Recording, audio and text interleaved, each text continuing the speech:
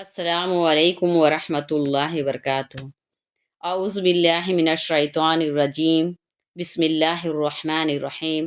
الحمد للہ رب العالمین، والصلاة والسلام علی رسولہ الکریم سیدنا محمد وآلہ وصحابہ اجمعین، اما بعد۔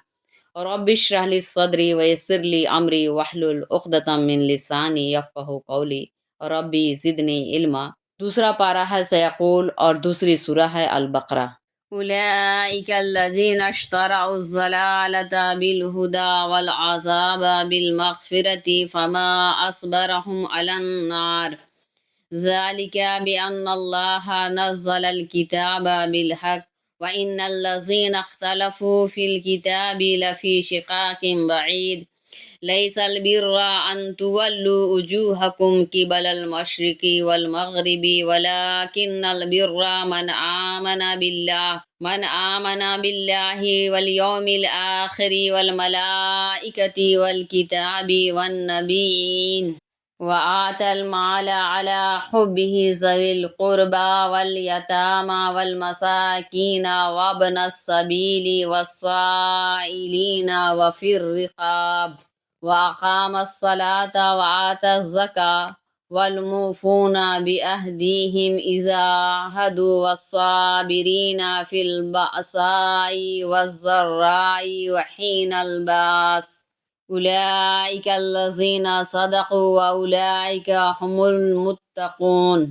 اللہ رب العالمین ارشاد فرما رہے ہیں، یہی لوگ ہیں جنہوں نے ہدایت کی بجائے گمراہی اور مغفرت کی بجائے عذاب کو خرید لیا ہے۔ یہ دوزخ پر کس قدر صابر ہیں۔ یہ سزا اس لیے ہوگی کہ اللہ نے حق کی حامل کتاب نازل فرمائی، اور جن لوگوں نے کتاب میں اختلاف کیا ہے وہ محض ضد میں دور جا پڑے ہیں۔ محض اپنا رخ پورب یا پچھم کی طرف کر لینا نیکی نہیں ہے، بلکہ نیک وہ ہے جو اللہ پر، آخرت پر، فرشتوں پر، آسمانی کتاب پر اور پیغمبروں پر ایمان رکھے، اپنا محبوب مال قرابت داروں، یتیموں، مسکینوں، مسافروں اور مانگنے والوں پر نیز غلاموں کے آزاد کرانے میں خرچ کرے، نماز قائم کرے اور زکوٰۃ ادا کرے، جب وعدہ کرے تو وعدہ پورا کرے، تنگ دستی، بیماری اور جنگ کے موقع پر صبر سے کام لے۔ یہی لوگ اپنے ایمان میں سچے ہیں اور یہی تقوی والے ہیں۔ توجہ دے تاکہ بات ذہن میں رہے۔ عربی قواعد کے لحاظ سے حبہ کی ضمیر کا تعلق مال سے بھی ہو سکتا ہے اور اللہ سے بھی۔ اگر مال سے ہو تو معنی ہوں گے کہ مال کی چاہت رکھنے کے باوجود، یعنی اپنا محبوب مال خرچ کرے۔ اس میں دو باتیں آ گئی، اول یہ کہ جو مال محبوب ہو وہ خرچ کرے، دوسرے ابھی عمر طبی اور صحت کے لحاظ سے بظاہر موت سے قریب اور زندگی سے مایوس نہیں، اور اسے خود مال و جائیداد کی ضرورت پیش آ سکتی ہے، پھر بھی خرچ کرے۔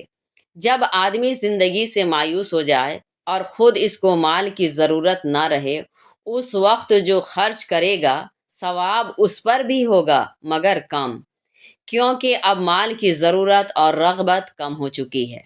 اور اگر ضمیر کا تعلق اللہ سے ہو تو اب معنی اس طرح ہوں گے، اللہ کی محبت میں خرچ کرے، یعنی خرچ کرنے کا مقصد دکھاوا یا کسی شخص سے تعلق اور محبت نہ ہو، بلکہ خالصتاً اللہ کی رضا اور خوشنودی مقصود ہو۔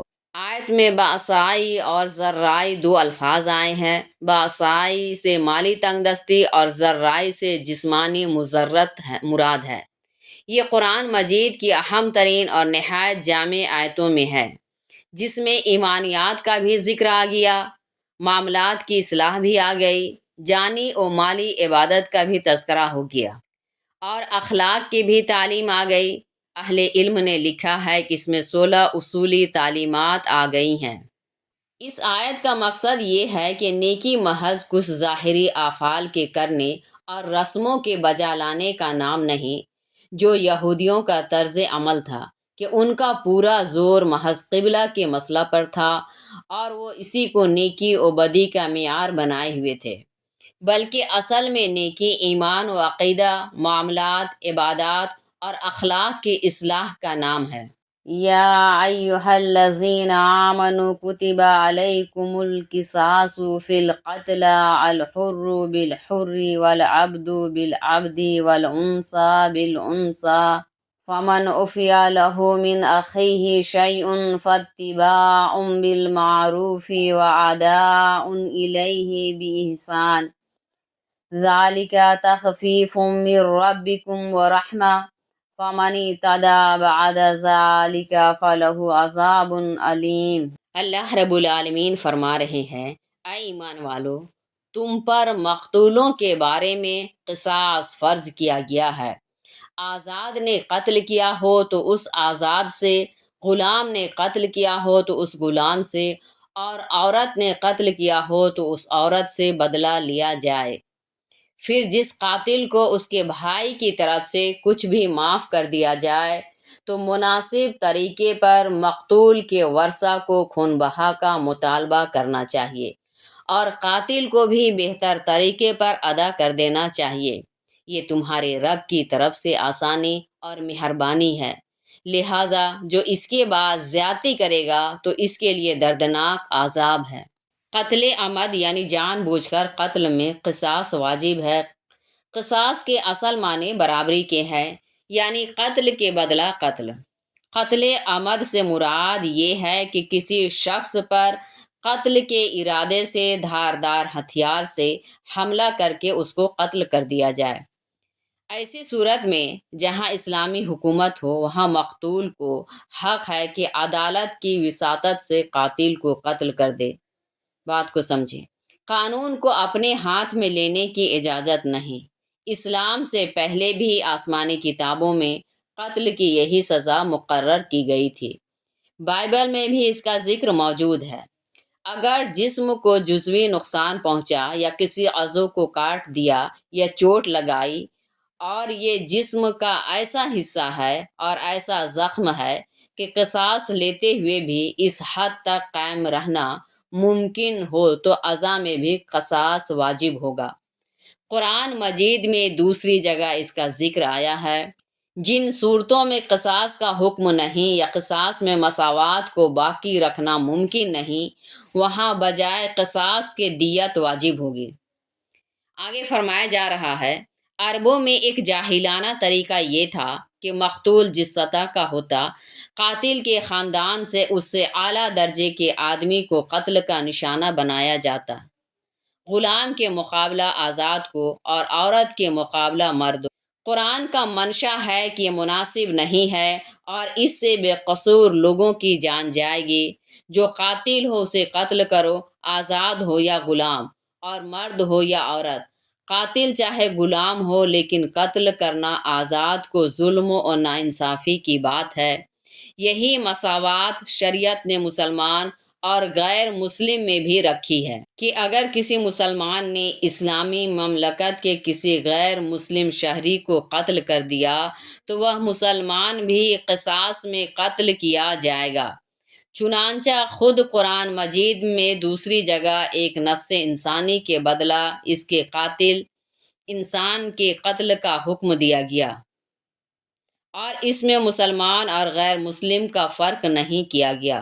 یعنی اگر مقتول کے ورثہ قصاص سے دستبردار اور خون بہا لینے پر راضی ہو جائیں تو اب بجائے قصاص کے دیت کا حکم ہوگا۔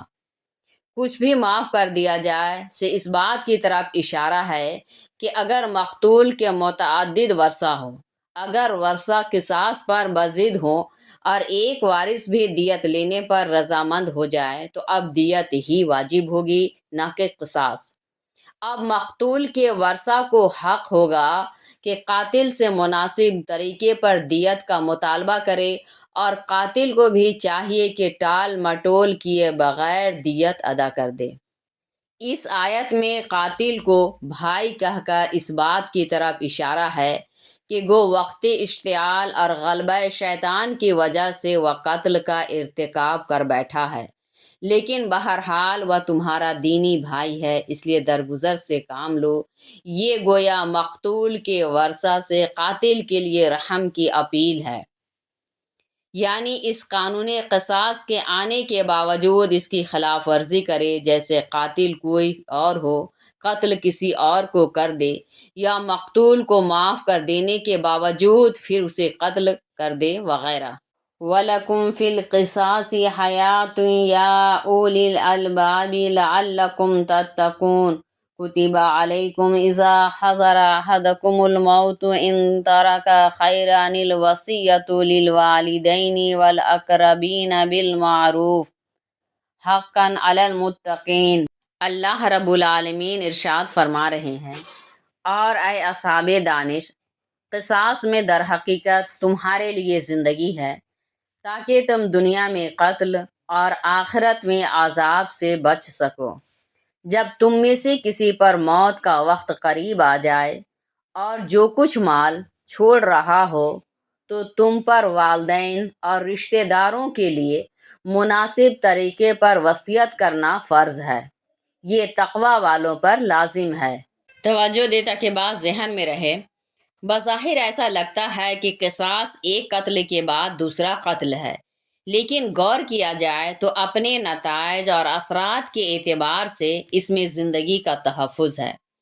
اول تو قانون قصاص کے خوف سے کسی کو جلدی ارتکاب قتل کی ہمت ہی نہ ہوگی، اور اگر کسی نے اس کا ارتکاب کر لیا اور مقتول کے ورثہ کو بدلہ لینے کا موقع دے دیا گیا تو آتش انتقام بجھ جائے گی۔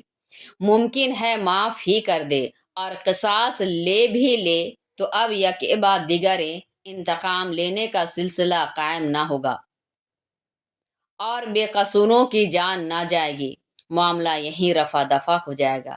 اسی طرح قانون قصاص میں انسانی سماج کا تحفظ ہے۔ آگے فرمایا جا رہا ہے، قرآن نے مال کو خیر کے لفظ سے تعبیر کیا ہے۔ خیر کے اصل معنی نیکی اور بھلائی کی ہیں۔ اس میں اس بات کی طرف اشارہ ہے کہ مال کا حاصل کرنا اور مالدار ہونا بذات خود بری بات نہیں، اور نہ یہ اللہ کی قربت میں رکاوٹ ہے، جیسا کہ بعض مذاہب میں خیال کیا جاتا تھا، بلکہ اگر صحیح طریقے پر استعمال کیا جائے اور اچھے مصارف میں خرچ کیا جائے تو عین باعث اجر و ثواب ہے۔ البتہ مال کو ناجائز طریقے سے حاصل کرنا اور ناجائز راستے میں خرچ کرنا گناہ ہے۔ ابتدائی دور میں قانون میراث نہیں آیا تھا۔ اس وقت یہی قانون تھا کہ مرنے والا جس رشتہ دار کے لیے جو وصیت کر جائے اس کے مطابق اس کا ترکہ تقسیم ہوگا۔ جب میراث کا قانون آ گیا، جس کا تفصیلی ذکر النساء آیت نمبر 11-12 میں ہے، تو اب یہ حکم باقی نہیں رہا، بلکہ اب وارث کے لیے وصیت کر بھی جائے تو اس کا اعتبار نہیں۔ چنانچہ رسول اللہ صلی اللہ علیہ وسلم نے ارشاد فرمایا کہ وارث کے لیے وصیت نہیں، اور جو وارث نہ ہو اس کے لیے بھی 1/3 سے زیادہ کی وصیت معتبر نہیں۔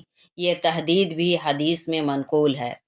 مفسرین نے لکھا ہے کہ یہاں متقیوں سے تمام ہی مسلمان مراد ہے، اس لیے کہ تقوی کا کم سے کم درجہ یہ ہے کہ آدمی کفر و شرک سے بچتا ہو، اور یہ بات ہر مسلمان کو حاصل ہے۔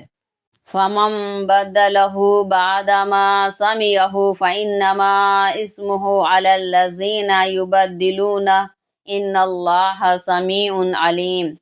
فَمَنْ خَافَ مِن مُّوصٍ جَنَفًا أَوْ إِثْمًا فَأَصْلَحَ بَيْنَهُمْ فَلَا إِثْمَ عَلَيْهِ إِنَّ اللَّهَ غَفُورٌ رَّحِيمٌ۔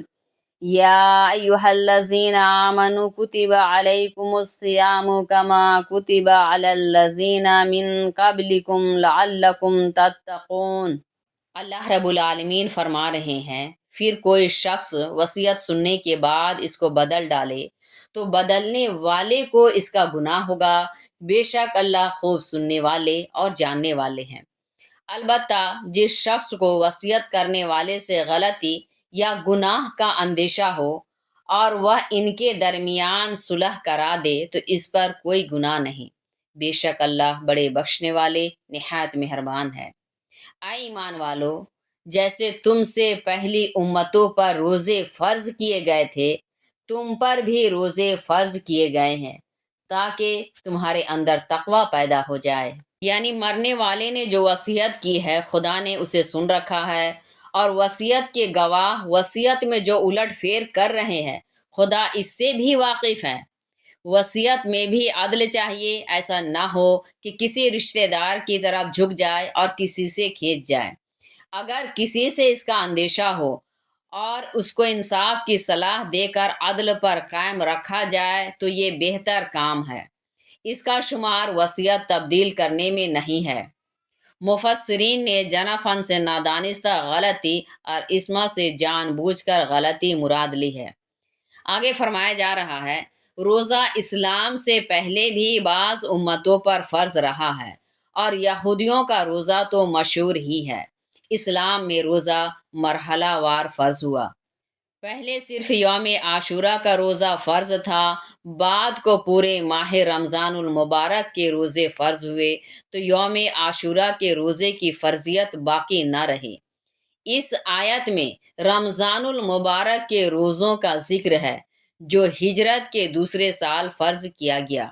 یعنی روزہ کا مقصد نفس کی تربیت ہے کہ آدمی کے اندر ضبط کی صلاحیت پیدا ہو اور وہ اپنے آپ کو گناہوں سے بچا سکے۔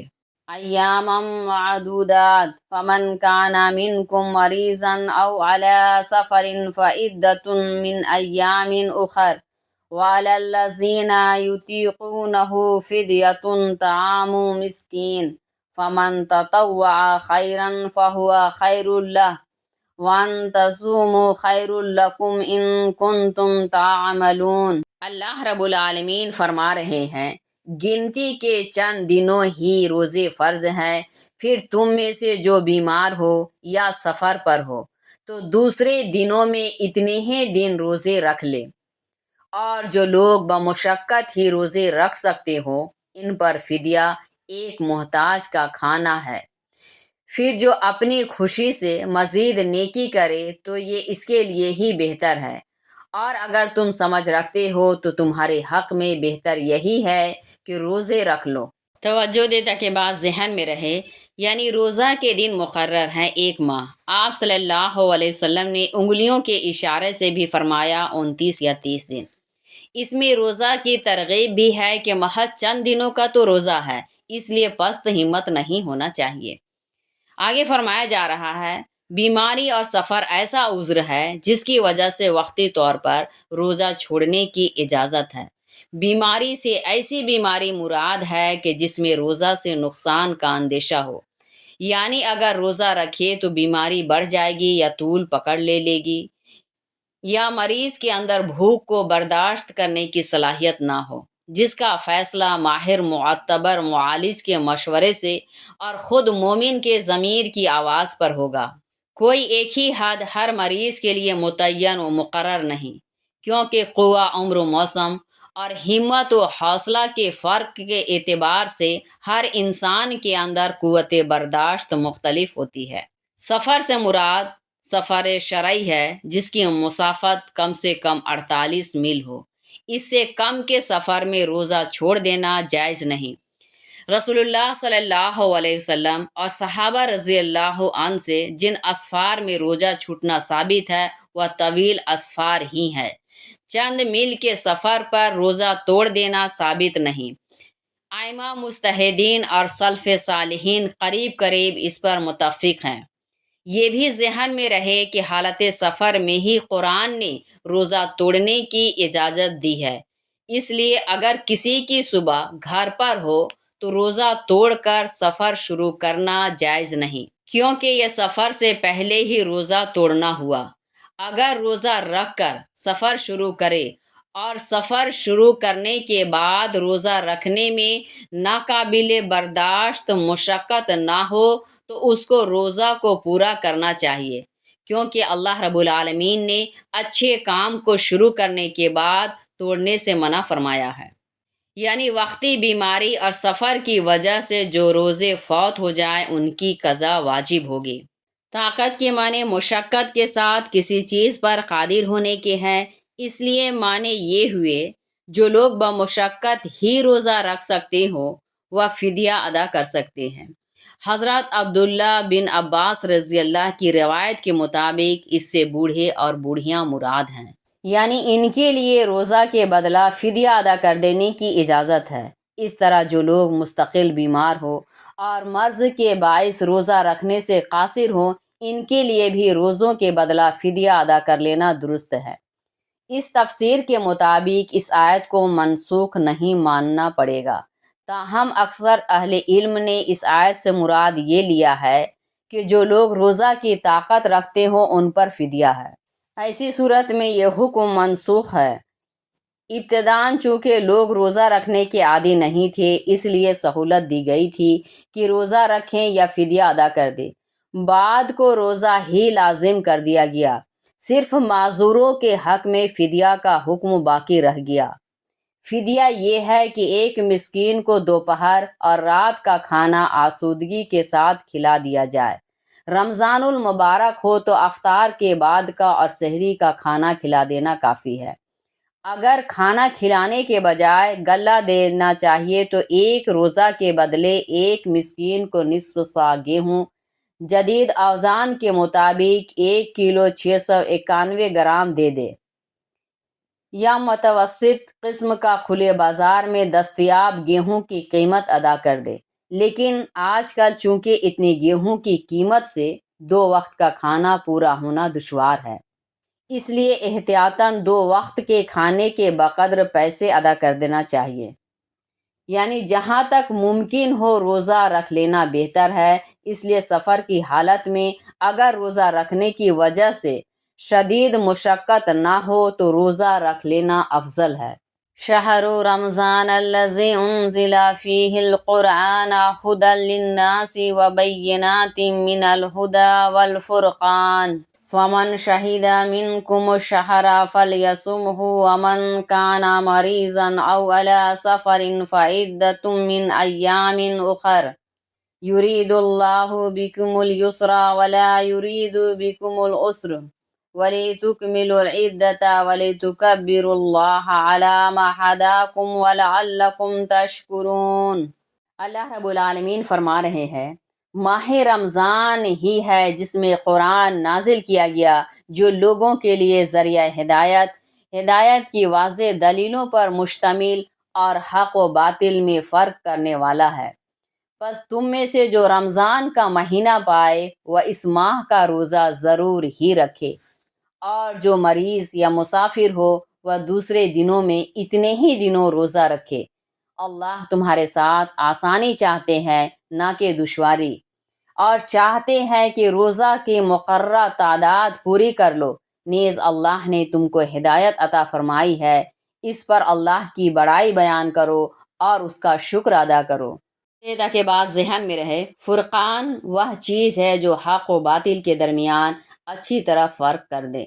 دنیا میں جتنی مذہبی کتابیں ہیں، خواہ قرآن مجید نے ان کی تصدیق کی ہو یا نہ کی ہو، وہ انسانی آمیزشوں اور ملاوٹوں کی وجہ سے حق و باطل میں امتیاز کرنے کی صلاحیت سے محروم ہو چکی ہیں۔